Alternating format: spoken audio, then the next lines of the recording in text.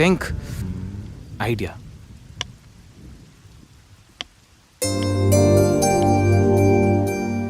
సంధ్య, హా? సంధ్య, ఏంటి? నాదో చిన్న రిక్వెస్ట్. అనుకున్నా గణేష్, నీ మౌనానికి అర్థం నాకు తెలీదా? ఏదో ఉంది, చెప్పు. అది నా కోసం ఓ డ్రెస్ వేసుకుంటావా? ఏం డ్రెస్?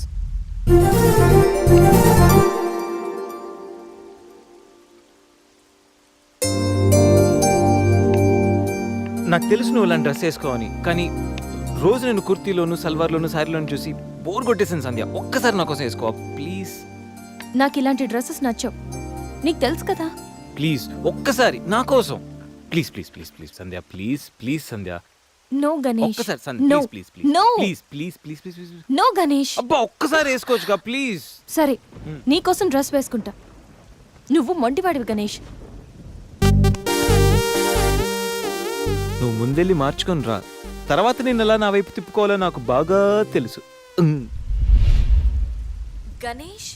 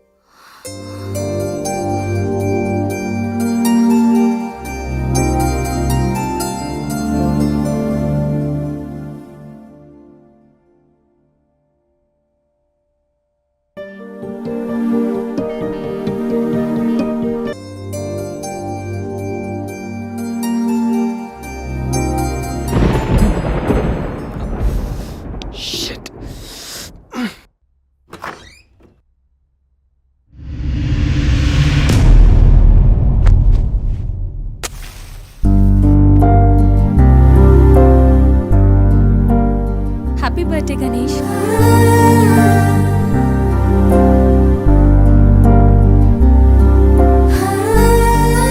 రా Ganesh.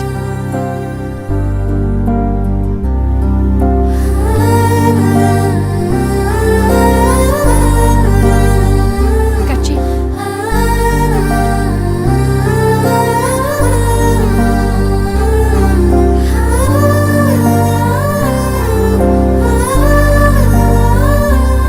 Happy birthday Ganesh. Many many happy returns of the day. Come.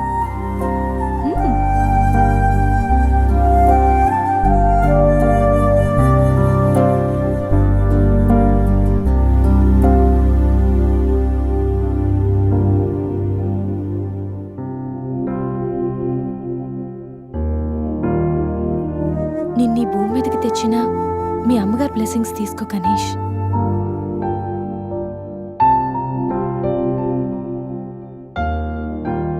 ఎవరి పుట్టినరోజైనా స్టార్ట్ అయ్యేది అమ్మతోనే కదా. నువ్వు మంచివాడివి గణేష్. నువ్వు నవ్వుతూ ఎదుటి వాళ్ళని ఎప్పుడూ నవ్విస్తూ హ్యాపీగా ఉంటావు. నీకున్న హెల్పింగ్ నేచర్, పెద్దవాళ్ల మీద రెస్పెక్ట్, స్నేహానికి నువ్విచ్చే వాల్యూ, ఎదుటి వాళ్ళు ఎక్కడ నీ వల్ల బాధపడతారో అని ప్రతి క్షణం ఎంతగానో తప్పించే నీ సున్నితమైన మనసు, వేగంగా కదిలే నీ ఆలోచనలు, ధైర్యం చెప్పే నీ మాటలు నన్నెంత ఇంప్రెస్ చేశాయో తెలుసా? ఈ సృష్టిలో ప్రతిదీ కొత్తలోనే బాగుంటుంది, కానీ నీతో స్నేహం మాత్రం పాతబడే కొద్దీ బాగుంటుంది. ఏ అమ్మాయి అయినా పెట్టి పుట్టాలి నీలాంటి వాడి చెయ్యి అందుకోవాలంటే. She must be very lucky. మొదట్లో లివింగ్ టుగెదర్ అంటే భయపడ్డాను, తెలియని వ్యక్తితో కలిసి ఉండడం ఎలా, ఎవరేమనుకుంటారో అని. కానీ నీలాంటి మంచి మనిషి తోడుగా ఉంటే లైఫ్ లాంగ్ ధైర్యంగా సంతోషంగా ఉండొచ్చు. లివింగ్ టుగెదర్లో కూడా ఇంత నిజాయితీగా స్వచ్ఛంగా ఉండొచ్చని, ఎలాంటి తప్పుడు ఆలోచనలు రావని నువ్వు ప్రూవ్ చేసావు గణేష్. నీకోసం స్పెషల్ గిఫ్ట్.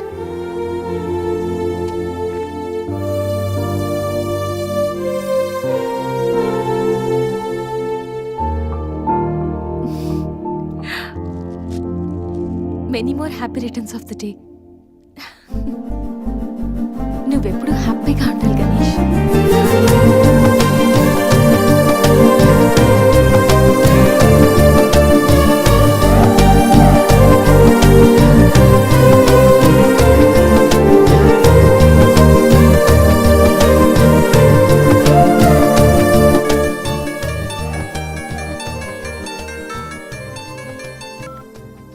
హలో సంధ్య, అక్కడ గణేష్ ఉన్నాడా? ఇందాక నుంచి ట్రై చేస్తుంటే ఫోన్ స్విచ్ ఆఫ్ వస్తుంది. ఉన్నాడు. ముందు వాడికి ఫోన్ ఇవ్వు. గణేష్, చెప్పరా.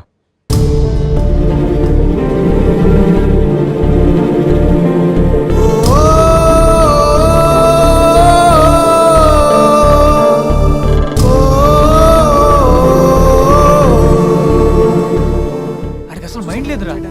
రే గణేష్, ఏమైందిరా? ఏం జరిగిందో తెలియదురా. నేను రూమ్కి వెళ్ళేటప్పుడు బెడ్ మీద పడున్నాడు, చేతిలో స్లీపింగ్ పిల్స్ బాటిల్ ఉంది.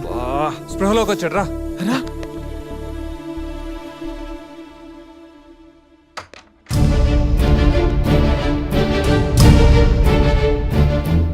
రే, నీకేమైనా పిచ్చా? సూసైడ్ అటెంప్ట్ చేసుకోవడం ఏంట్రా? మైండ్ ఉండే పని చేసావా? అసలు నీకేం తక్కువని? ఉద్యోగం ఉంది, చదువు ఉంది, మంచి ఫ్యామిలీ ఉంది, అడ్డమైన సొల్లంతా షేర్ చేసుకోవడానికి ఫ్రెండ్స్ మేము ఉన్నాం. అయినా బతకలేకపోతున్నావు నువ్వు.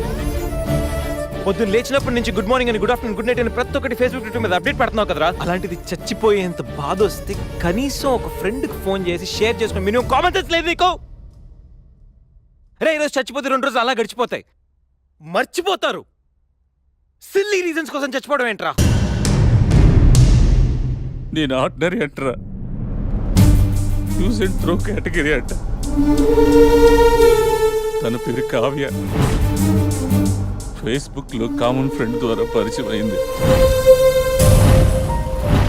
అతి తక్కువ రోజుల్లోనే మేము ఇద్దరు బాగా క్లోజ్ అయ్యాం. మంచి గర్ల్ ఫ్రెండ్ కోసం వెయిట్ చేస్తున్న నాకు కావ్య గాడ్ గిఫ్ట్ లా అనిపించిందిరా. తను ప్రపోజ్ చేశాక మీ అందరికీ గుడ్ న్యూస్ లో సర్ప్రైజ్ చేద్దాం అనుకున్నాను రా. 2 days బ్యాక్ తను కలుద్దామని. Hello, hi baby, how are you? ఇప్పుడు ఆఫీస్లో ఉన్నాను. సాయంత్రం 6 తర్వాత ఫ్రీ అవుతాను. కాఫీ డేలో కలుద్దాం. ఏంటి అశోక్తో అంత క్లోజ్గా మూవ్ అవుతున్నావు? మరి శేఖర్ ఆర్డినరీయే, కానీ వీడు ఎక్స్ప్రెస్. ఈ ఆర్డినరీ ఎక్స్ప్రెస్ ఏంటి? లిసన్, ఆ అబ్బాయిలు 3 రకాలు: ఆర్డినరీ, ఎక్స్ప్రెస్, మెట్రో. అయితే శేఖర్ ఆర్డినరీ అని ఇప్పటికి తెలిసిందా? అశోక్ ఎక్స్ప్రెస్సే. హై స్పీడ్ ఎక్స్ప్రెస్ ఉండగా ఆర్డినరీతో పనేంటి? అందుకే ఆర్డినరీకి లాగౌట్ కొట్టి ఎక్స్ప్రెస్కి లాగిన్ అయ్యా. ఒరే గణేష్, మన శరీరానికి ఎన్ని గాయాలైనా తట్టుకోగలరా, కానీ మనసు గాయపడితే తట్టుకోవడం చాలా కష్టంరా. అమ్మాయిలు 3 కేటగిరీలు రా. ఆ అబ్బాయిలు 3 రకాలు. నువ్వు మంచివాడివి గణేష్. ఆ అబ్బాయిలు 3 రకాలు: ఆర్డినరీ, ఎక్స్ప్రెస్, మెట్రో. నువ్వు మంచివాడివి గణేష్. నీ మనసు గాయపడితే తట్టుకోవడం చాలా కష్టంరా. ఈ సృష్టిలో ప్రతిదీ కొత్తలోనే బాగుంటుంది, కానీ నీతో స్నేహం మాత్రం పాత పడే కొద్దీ బాగుంటుంది.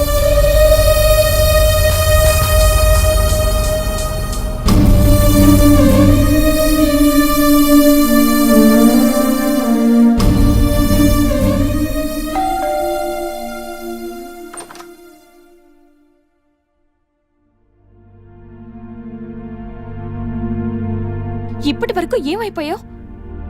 ఎక్కడికి వెళ్ళిపోయావు? ఎంత కంగారు పడ్డానో తెలుసా? ఫోన్ చేస్తే నీ సెల్ స్విచ్ ఆఫ్ లో ఉంది. రవి గీతలు అడిగితే రాత్రే వెళ్ళిపోయాడని చెప్పారు. నైట్ అంతా టెన్షన్. కనీసం ఒక్క కాల్ కూడా చేయాలనిపించలేదా? లివింగ్ టుగెదర్ అంటే ఎప్పుడొచ్చినా ఎలా తిరిగినా పర్వాలేదనుకుంటున్నావా? ఇక్కడ నీకోసం ఒక పర్సన్ వెయిట్ చేస్తుంది. త్వరగా వెళ్ళకపోతే తను కంగారు పడుతుంది అని మినిమం కామన్ సెన్స్ కూడా లేదా? Shut up shut up shut up just shut up. Okay ఏంటి నా మీద అంత సీరియస్ అవుతున్నావు? నీకేం రైట్ ఉంది నా మీద అరవడానికి? నాకు 100 ప్రాబ్లమ్స్ ఉన్నాయి, 1,00,000 ఇష్యూస్ ఉన్నాయి. నేను ఎప్పుడంటే అప్పుడు వస్తా, ఎప్పుడంటే అప్పుడు వెళ్తా. అడగడానికి నువ్వెవరు? యా ఐ నో, రైట్ లేకపోవచ్చు, కానీ రెస్పాన్సిబిలిటీ ఉంది. రెస్పాన్సిబిలిటీ ఫీల్ అయితేనే ఏ రిలేషన్ అయినా బాగుంటుంది. ఒకే ఫ్లాట్ లో ఉంటున్నావు, నువ్వు త్వరగా రాకపోతే కంగారు ఉండదా? ఎందుకు కంగారు? నువ్వేమన్నా నా లవ్వర్ వా లేకపోతే నా వైఫ్ వా? అంటే నేను నీకేం కానా? No, not at all. And remember, నాకేమైనా నీకనవసరం. It's my life and my pain. Okay?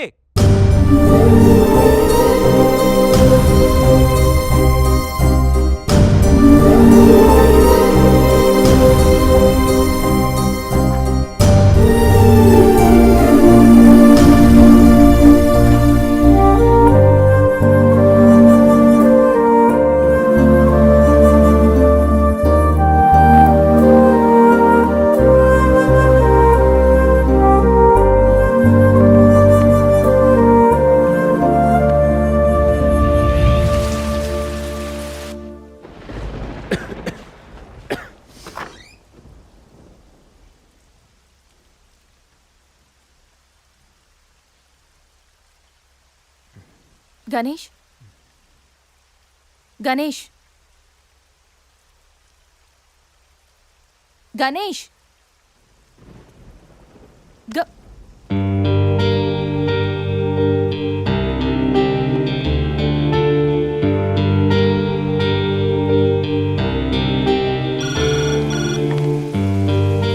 Hello, నేను 502 నుంచి సంధ్యని మాట్లాడుతున్నాను. గణేష్కి ఫీవర్గా ఉంది. డాక్టర్ ఎవరైనా ఉన్నారా? కొంచెం అర్జెంట్. సరే మేడం.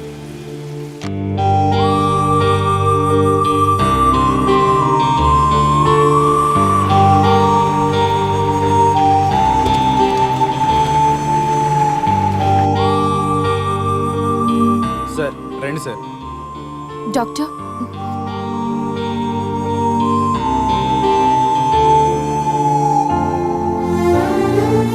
కంగారు పడాల్సిన అవసరం లేదు. నార్మల్ ఫీవరే. టాబ్లెట్స్ ఇస్తాను, అవి వాడితే సరిపోతుంది. Daily 3 tablets. ఆఫ్టర్ ఫుడ్ ఇవ్వండి, రేపటికల్లా తగ్గిపోతుంది. ఓకే. ఓకే అమ్మా. Thank you doctor.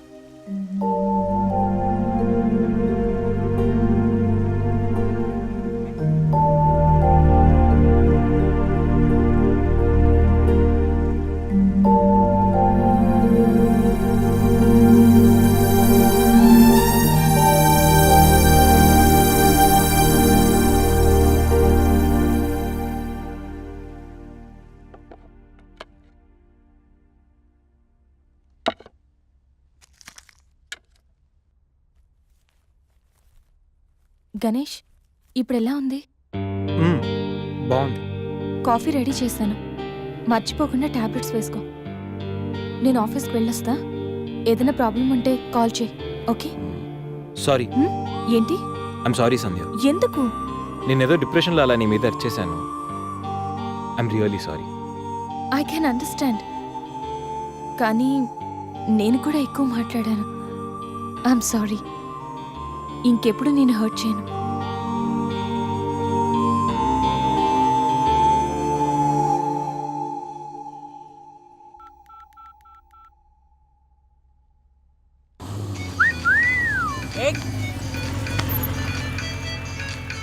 ఏమైంది మావా? ఎవరో ఫోన్ రా. ఏంటి శ్రీ, 15 డేస్ నుంచి ఫోన్ లేదు, SMS లేదు. ఎన్నిసార్లు ఫోన్ చేసినా రెస్పాండ్ అవ్వట్లేదు. Chill baby, I'm little bit busy. ఐటీలో రెసిషన్ వల్ల జాబ్ పోయింది. చాలా స్ట్రగుల్లో ఉన్నాను. కొంచెం మనీ ఉంటే అరేంజ్ చేయగలవా? ఖాళీగా ఉంటే చెప్పు, పబ్కి వెళ్దాం. ఫ్రీగా ఉంటే చెప్పు, రిసార్ట్కి వెళ్దాం. అంతేగాని మనీ కోసం మాత్రం ఇంకెప్పుడు కాల్ చేయకు. సరియు, లైట్ ఆపు. ఏంటో పట్టపగలు కూడా లైట్లు ఇస్తున్నారు. ఏంటి రూపా? ఆంటీ, నేను రూమ్ ఖాళీ చేస్తున్నాను. హాస్టల్ ఫీజు కింద ఇది ఉంచండి. నేను తర్వాత డబ్బులిచ్చి తీసుకెళ్తాను.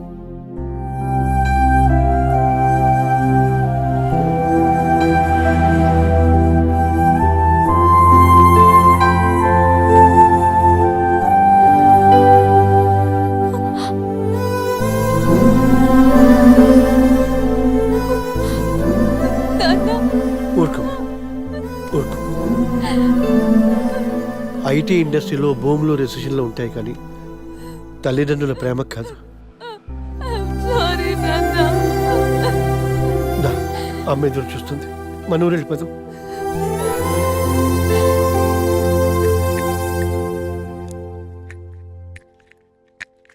ఇప్పుడు ఎలా ఉంది గణేష్? నీకు ఫీవర్గా ఉందని సంధ్య చెప్పింది. శేఖర్ గాడు ఎలా ఉన్నాడు? వాడు ఓకేరా, 2-3 డేస్లో డిశ్చార్జ్ చేస్తామన్నారు. ఇంకా ఈ వీకెండ్ ఎలా మిస్ అయింది కదరా? నెక్స్ట్ వీకెండ్ ఏం ప్లాన్ చేస్తున్నావు?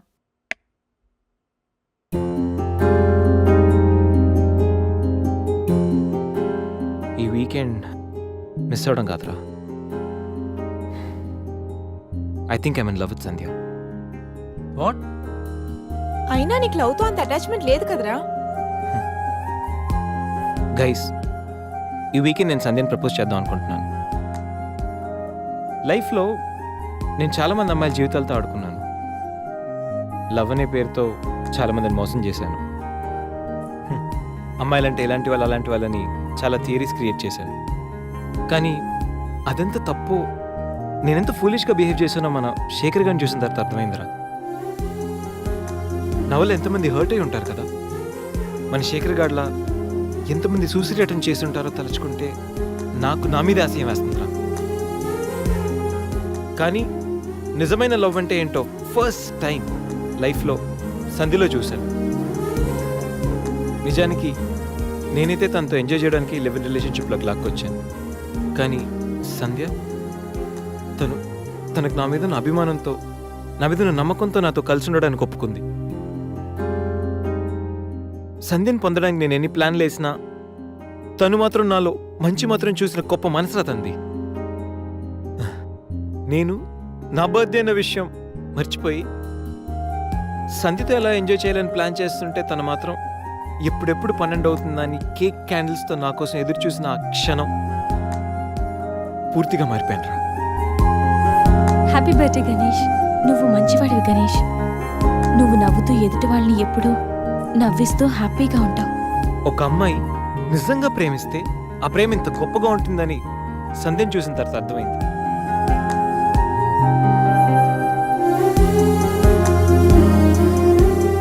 నాలో ఎన్ని బ్యాడ్ క్వాలిటీస్ ఉన్నా నాలో ఉన్న మంచితనం గురించి తను చెప్పిన ప్రతి మాట నాకు అమ్మాయిల మీద ఉన్న చులకర భావాన్ని పూర్తిగా చెరిపేసి